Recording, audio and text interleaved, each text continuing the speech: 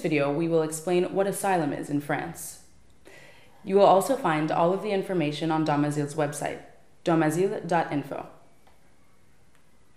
Asylum is the protection granted by a host state, France, to a foreigner who is forced to flee their country because of persecutions or threats made to their life or safety. The rules are strict, established by an international treaty, the Geneva Convention. The asylum seeker must prove that he or she is persecuted because of his or her origin, race, religion, nationality, political opinions, or social group. For example, homosexuals, women or girls threatened by genital cutting, people who have been enslaved or forced into prostitution, or women married by force. The person has fled because he or she is not protected in his or her own country and fears for their life if they return.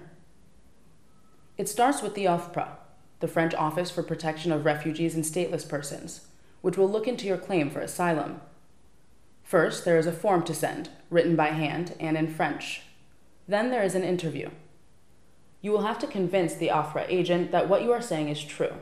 You will also have to explain your reasons and fears that force you to flee, why you can't go back to your country.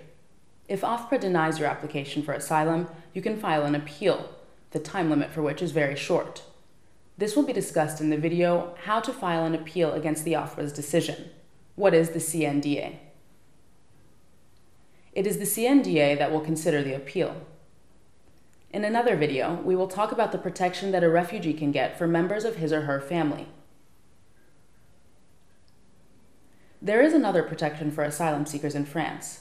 It is called subsidiary protection.